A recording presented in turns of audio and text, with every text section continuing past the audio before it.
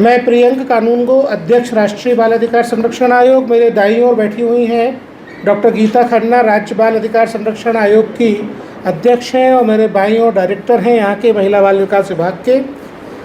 आज हम लोगों ने उत्तराखंड में बच्चों के अधिकारों से जुड़े हुए कानूनों की क्रियान्वयन की समीक्षा के लिए एक वृहद बैठक का आयोजन किया। शिक्षा विभाग की और अल्पसंख्यक कल्याण विभाग की समीक्षा के दौरान कुछ खामियां भी आइडेंटिफाई की हैं। हमने पुलिस और गृह विभाग की भी क्रियान्वयन की योजनाओं की और कानूनों की समीक्षा की। हमने राज्य की विधिक सहायता प्राधिकरण के साथ भी आज बातचीत की। हमने SC welfare, ST welfare, OBC welfare विभागों के साथ भी आज बातचीत की। आज सवेरे हमने देहरादून में ही, क्या इलाका था मैडम? कारगी ग्रांट इलाके में औचक निरीक्षण किए, जिसमें 2 मदरसे ऐसे आइडेंटिफाई हुए जो उत्तराखंड राज्य के बाहर से बच्चों को लाकर के यहाँ रखे हुए हैं और उनको उनकी बुनियादी शिक्षा के अधिकार से वंचित किए हुए हैं। हमको बिहार से लाए हुए बच्चे मिले, हमको उत्तर प्रदेश से लाए हुए बच्चे मिले। हमको एक मदरसा ऐसा भी मिला जो स्थानीय बच्चों को फीस लेकर पढ़ा रहा था, और उसने जांच के दौरान ये बताया कि एक स्थानीय स्कूल के साथ उसका टाई अप है। ये टाई अप जो है शिक्षा का अधिकार कानून की परिधि के बाहर की वस्तु है। इससे स्पष्ट होता है कि शिक्षा विभाग में किसी न किसी स्तर पे गड़बड़ियां हैं, भ्रष्टाचार इसका कारण हो सकता है, जिसके कारण इस प्रकार के अवैध टाई अप चल रहे हैं और बच्चों को उनके बुनियादी तालीम के अधिकार से महरूम किया जा रहा है। मैं आपके साथ वीडियो शेयर करूंगा। हमने बच्चों से बातचीत की, उनकी एस्पिरेशंस जानने की कोशिश की। हम साल 2024 में हैं। हम 2047 तक भारत को विकसित राष्ट्र बनाने के लिए मिलजुल कर काम कर रहे हैं। यहाँ की सरकार कमिटेडली काम कर रही है, लेकिन बिहार और उत्तर प्रदेश से लाकर बच्चों को अगर हम ये पूछते हैं उनसे कि वो बड़े होकर क्या बनना चाहते हैं,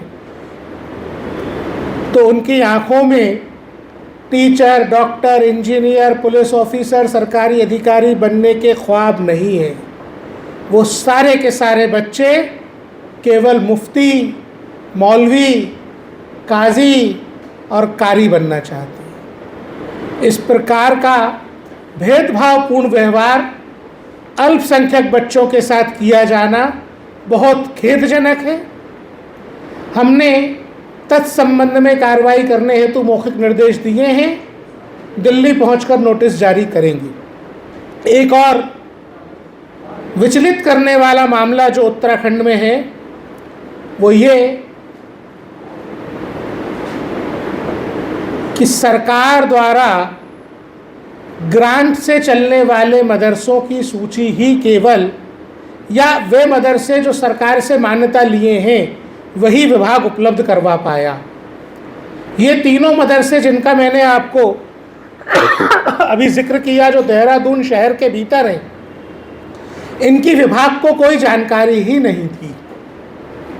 और जो सरकार की मान्यता वाले या ग्रांट वाले मदरसे हैं, उनमें हिंदू बच्चों को पढ़ाए जाने की जानकारी भी हमको मिली है। ये जानकारी हमको पूर्व में भी मिली थी, तब 749 बच्चों की जानकारी थी। आज हमने पुनः इस बारे में समीक्षा की। 196 बच्चे अभी भी जो हिंदू हैं या दूसरे गैर इस्लामिक धर्मों के हैं, इन मदरसों में जाते हैं, ऐसा पता चला। भारत के संविधान का अनुच्छेद 28(3) बड़ा स्पष्ट प्रावधान करता है कि किसी भी बच्चे को उसके माता पिता की लिखित अनुमति के बिना किसी दूसरे धर्म की शिक्षा नहीं दी जा सकती। उत्तराखंड में मदरसा बोर्ड का गठन इस्लामिक धार्मिक शिक्षा के देने के उद्देश्य से एक कानून के द्वारा किया गया है और वो कानून इस्लामिक शिक्षा को बढ़ावा देने के लिए बनाया गया है। हिंदू बच्चों को वहाँ पढ़ाया जाना एक आपराधिक षड्यंत्र की तरह प्रतीत होता है। इसमें शिक्षा विभाग और अल्पसंख्यक विभाग दोनों बराबर के भागीदार हैं। हमने आवश्यक निर्देश दिए हैं। हमको अल्पसंख्यक विभाग ने बताया है कि इसके अतिरिक्त जो अनमैप्ड मदरसे हैं उनकी मैपिंग करने में जहां दूसरे राज्यों के बच्चों को भी लाकर रखा गया है, ज़िले के कलेक्टर सहयोग नहीं कर रहे हैं। हम राष्ट्रीय बाल अधिकार संरक्षण आयोग CPCR एक्ट की धारा 13 में अपनी शक्तियों का प्रयोग करते हुए उत्तराखंड राज्य के सभी जिला अधिकारियों को सम्मन करके दिल्ली बुलाएंगे और इस मामले में स्पष्टीकरण मांगेंगे कि अनमैप्ड मदरसों की मैपिंग करने में हीला हवाली क्यों की जा रही है। आपके कोई सवाल हो तो आप पूछ लीजिए। धन्यवाद। मैंने आपको बताया कि हम सभी जिला अधिकारियों को सम्मन करके दिल्ली बुला रहे हैं, उनसे स्पष्टीकरण मांग रहे हैं। हमने 15 दिन का समय अल्पसंख्यक विभाग को दिया है कि बिना माँ बाप की सहमति के किसी भी ऐसे बच्चे को जो उसके धर्म के विपरीत कोई और शिक्षा देगा वो अपराध होगा। हम पुलिस को इसकी कार्रवाई के लिए लिखेंगे अगर 15 दिन में व्यवस्थाओं को ठीक नहीं किया गया तो। बहुत सारे मदरसे बिना मान्यता के चल रहे हैं, 400 मदरसे। मुझे लगता है कि आपकी संख्या कम है। यहाँ उससे कहीं ज़्यादा मदरसे निकलेंगे जो बिना मान्यता के चल रहे हैं। उनको लेकर क्या आयोग का बंद करना होगा। सारे मदरसे बंद होंगे। डेफिनेटली प्रत्येक बच्चे को स्कूल भेजना सरकार का दायित्व है। यहाँ पे जो बच्चों को स्कूल ना भेज के केवल मदरसों में पढ़ाया जा रहा है उन बच्चों को स्कूल में एडमिट कराना अत्यंत आवश्यक है। दूसरे राज्यों के बच्चों को यहाँ ला के रखना गलत है, काइंड ऑफ ट्रैफिकिंग है। इसलिए इन पर सख्त कार्रवाई की जानी चाहिए। 400 से अधिक मदरसों को बंद करने के लिए आयोग का क्या दिशा निर्देश होगा? मैंने आपको बोला ना 400 से कहीं ज़्यादा ये संख्या, आप 400 का फिगर मत पकड़िए, ये संख्या और कहीं ज़्यादा होगी। इसकी पहले मैपिंग हो कि पूरी संख्या निकल के आए, उसके लिए हम 10 तारीख तक का टाइम दे रहे हैं। उसके बाद इन बच्चों को स्कूल में दाखिला करवाना आयोग की प्रायोरिटी होगा।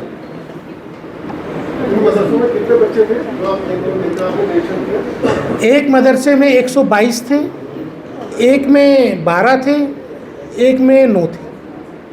9 कितने बच्चे ऐसे पाए गए जो प्रदेश के बाहर के हैं? 12 और 9।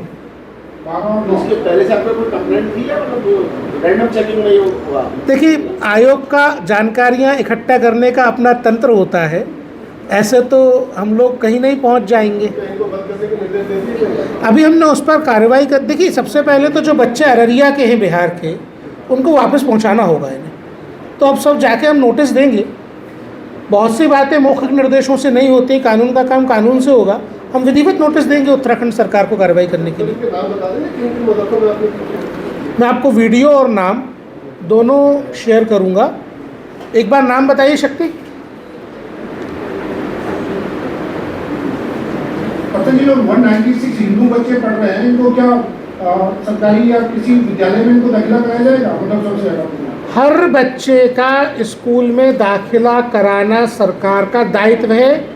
ये प्रावधान थे शिक्षा का अधिकार कानून की धारा 4, धारा 6 में, इसलिए उनका एडमिशन कराना स्टेट गवर्नमेंट की रिस्पॉन्सिबिलिटी है। एक का नाम था शाह वली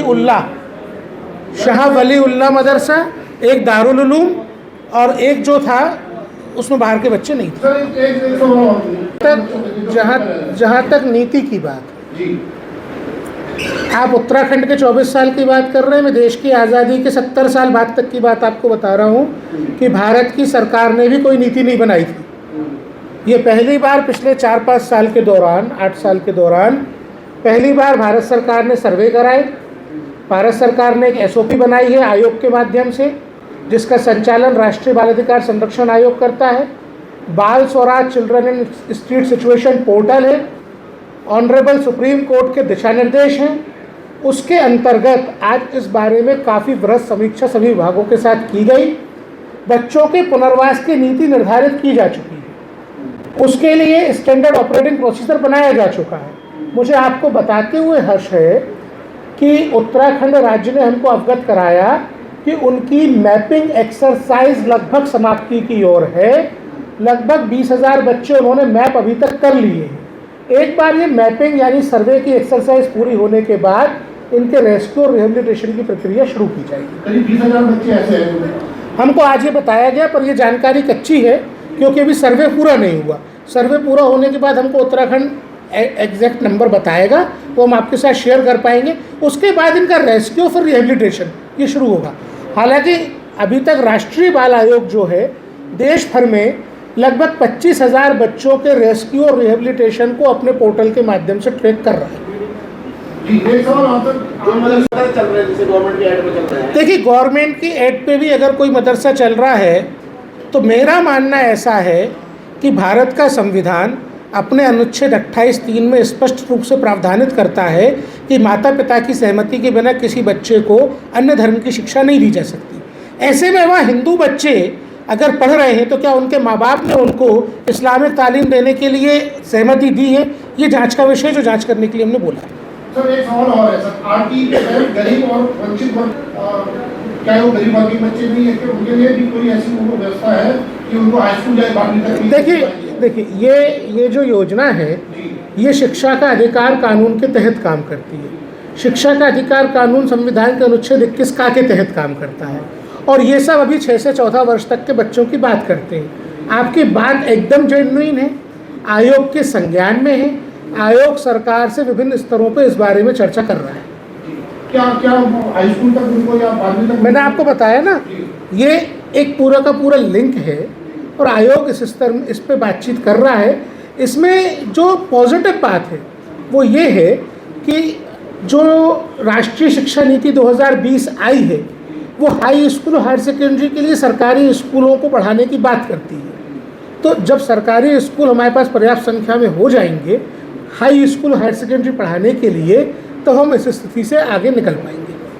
सर एक बात और मैं बता चुका, शिक्षा विभाग के आला अधिकारियों की मिली भगत प्रतीत होती है।